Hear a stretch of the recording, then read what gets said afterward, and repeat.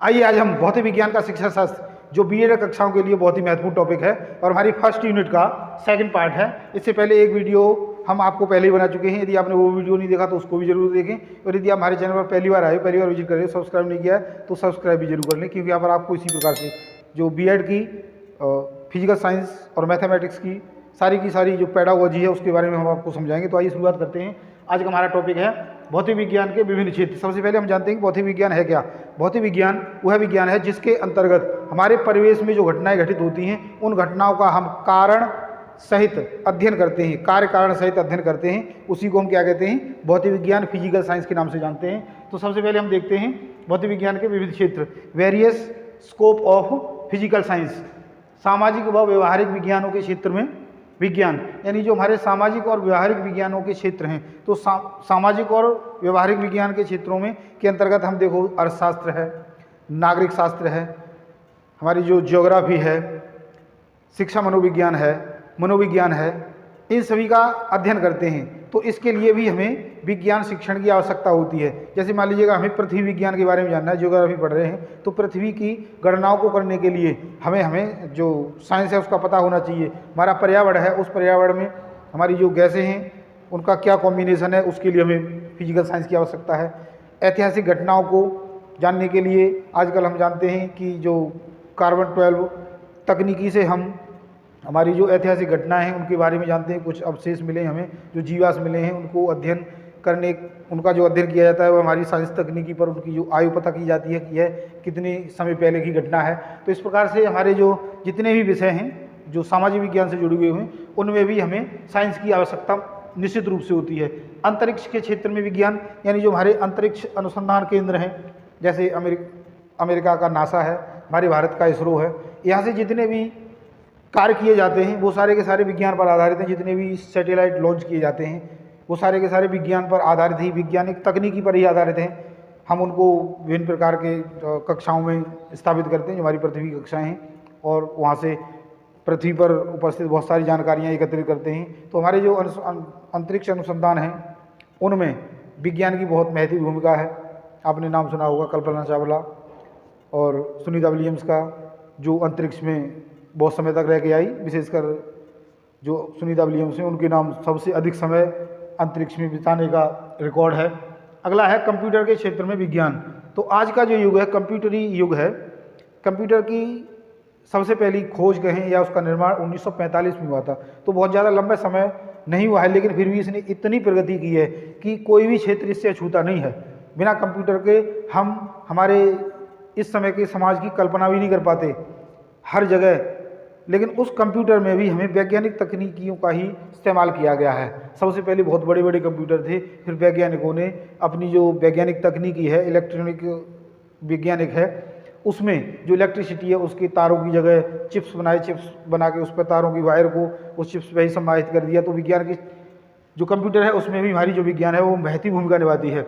राष्ट्रीय विकास के क्षेत्र में विज्ञान, कोई भी देश, कोई भी राष्ट्र विकसित होने के लिए वहाँ के लोगों में जो साइंस एंड टेक्नोलॉजी की प्रखरता होनी चाहिए। साइंस एंड टेक्नोलॉजी यदि हमारे नागरिकों को पता नहीं होगी, हमारे वैज्ञानिक या जो भी लोग हैं वैज्ञानिक तकनीकों को नहीं जानेंगे, तो हमारा राष्ट्र विकास नहीं कर सकता। जैसे कोई भी कार्य यदि हम फोर्स लगा के करते हैं तो आउटपुट कम मिलता है, लेकिन यदि हम उसमें वैज्ञानिक तकनीकियों का प्रयोग करें तो हमें लागत कम लगानी पड़ेगी और आउटपुट हमें ज़्यादा मिलेगा। तो हमें साइंस एंड टेक्नोलॉजी के द्वारा ही हमारे राष्ट्र का विकास हो सकता है। मनोविज्ञान के क्षेत्र में विज्ञान, आप जानते हो मनोवैज्ञानिक जो थे, जैसे पेवलव थे, थॉर्नडाइक थे या पियाजे थे, इन्होंने जितने भी प्रयोग किए हैं वो सारे के सारे विज्ञानों पर आधारित हैं। हम किसी की IQ निकालते हैं या किसी की जो मेंटल एबिलिटी का पता करते हैं, तो उसके लिए भी हमें वैज्ञानिक तकनीकों का सहारा लेना पड़ता है। आगे है विज्ञापनों के क्षेत्र में विज्ञान। देखो विज्ञापन जानते हो आप बहुत ही महत्वपूर्ण भूमिका निभाते हैं हमारे किसी भी व्यवसाय के लिए, और विज्ञान की तकनीकियों द्वारा विज्ञापनों को आकर्षक ढंग से बनाया जा सकता है, उनको एडिट किया जा सकता है, लोगों को आकर्षित किया जा सकता है, ऐसी चीज़ें जोड़ी जा सकती हैं जो आश्चर्यचकित कर देती हैं, और वह विज्ञापन हमारे जो व्यवसाय हैं उन व्यवसायों को बहुत ऊपर ले जाते हैं। तो उनको बनाने में भी हमारी जो विज्ञान है वह महती भूमिका निभाती है। वैज्ञानिक उपकरणों के द्वारा ही हम हमारे विज्ञापनों को साज सजाकर बहुत अच्छे ढंग से हमारे समाज के सामने प्रकट कर पाते हैं। आगे है मनोरंजन एवं खेल में विज्ञान। पुराने ज़माने में जो खेल होते थे वह सादा सिंपल खेल थे। आज के ज़माने में जो खेल हम खेलते हैं, चाहे वो क्रिकेट हो, हॉकी हो, वॉलीबॉल हो, फुटबॉल हो, या फिर हम कंप्यूटर गेम भी खेलते हैं, तो वहाँ पर भी हमें सभी जगह वैज्ञानिक तकनीकियों का सहारा लेना पड़ता है। जैसे मान लीजिए कोई एक गेंदबाज है, वह गेंद को थ्रो करता है बल्लेबाज के लिए, तो वहाँ पर वह वैज्ञानिक तकनीकी का सहारा लेकर गेंद को टर्न करा देता है। हमारा जो प्रोजेक्टाइल है, उस प्रोजेक्टाइल की विधि से, आपने फिजिक्स में पढ़ा होगा +1 में, कि हवा में भी गेंद को स्विंग कराया जा सकता है। उसके लिए वैज्ञानिक तकनीकी का सहारा लिया जाता है। और हमारे जो बैट्स हैं वो बनाए जाते हैं, तो उनका जो पकड़ने वाला हैंडल होता है उसको अलग तरीके से उस पूरे बैट से अलग रखा जाता है कि उसका जो प्रभाव है हमारे हाथ पर, जब उस पर अटैक होगा, गेंद उस पर टकराएगी तो उसका प्रभाव हमारे हाथों पर नहीं होगा। तो वहाँ पर भी हम वैज्ञानिक तकनीकियों का उपयोग करके जो भी उपकरण बनाते हैं मनोरंजन से संबंधित, वह सारे के सारे वैज्ञानिक तकनीकियों का प्रयोग करके बनाते हैं। तो हमारे जो मनोरंजन है उसमें भी विज्ञान की महती भूमिका है। व्यवसाय के रूप में विज्ञान, व्यवसाय तो कोई भी व्यवसाय बिना विज्ञान के हो ही नहीं सकता। आज का युग तो कंप्यूटर का युग है, हम सारी की सारी चीज़ें कंप्यूटर में फीड करते हैं, सारा डाटा हमारा कंप्यूटर पे होता है। और भी बहुत सारी चीज़ें हैं, जैसे हमें कोई व्यवसाय चलाना है तो इलेक्ट्रिक की ज़रूरत होगी, हमारी जो विद्युत है उसकी आवश्यकता होगी। और विद्युत किस पे काम करती है? साइंस पे काम करती है। बहुत सारी मशीनें हैं, वह किस सिद्धांत पर काम करती हैं? हमारी साइंस पर काम करती हैं। तो कोई भी व्यवसाय चलाने के लिए हमें विज्ञान की आवश्यकता है। छोटा मोटा व्यवसाय है, वहाँ पर भी हमें विज्ञान की आवश्यकता है। कैलकुलेटर से ही हम विभिन्न प्रकार की गणनाएँ आसानी से कर पाते हैं। तो हमें हमारा जो व्यवसाय है वह भी बिना विज्ञान के फलीभूत नहीं हो सकता।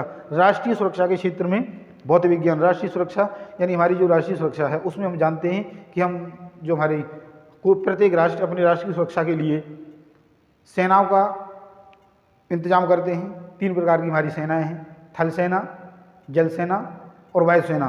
प्राचीन समय में आपने जो हिस्ट्री पढ़ी होगी तो देखा होगा कि जो औपनिवेशिक काल था उसमें जिस उपनिवेशिक जो राष्ट्र थे जिन्होंने दूसरे देशों पर अपने उपनिवेश स्थापित किए, तो जिनकी नौसेना सुदृढ़ थी वही ज़्यादा आगे रहे। जैसे ब्रिटेन की नौसेना में वह ताकतवर था, इसलिए वह सबसे आगे रहा। तो हमारी जो सेनाएं हैं वह किस पर आधारित हैं? वैज्ञानिक तकनीकी पर। हम जितने भी वेपन्स बनाते हैं, जितने भी हथियार बनाते हैं, वो सारे वैज्ञानिक तकनीक पर आधारित होते हैं। चाहे वो विभिन्न प्रकार के बॉम्ब हों, विभिन्न प्रकार के राइफल्स हों, और हमारे सैनिकों की सुरक्षा के लिए बुलेट प्रूफ जैकेट बनाते हैं। विभिन्न प्रकार के जो रॉकेट हैं, वाहन हैं, वो बनाते हैं। कहीं आपदा आ जाती है तो वहाँ पर व्यक्तियों को सहायता पहुँचाने के लिए, रसद पहुँचाने के लिए, सैनिक युद्धों में रसद पहुँचाने के लिए हमें हेलीकॉप्टर का सहारा लेना पड़ता है। तो वहाँ पर वह हेलीकॉप्टर किस आधार पर बनाए जाते हैं? वैज्ञानिक तकनीकी के आधार पर बनाए जाते हैं। तो आज हमने हमारा जो टॉपिक था भौतिक विज्ञान के विभिन्न क्षेत्र, उसके बारे में अध्ययन किया। कल यानी अगले वीडियो में हम आपसे इससे अगले टॉपिक के साथ फिर मिलते हैं। तो आज के लिए इतना ही, धन्यवाद।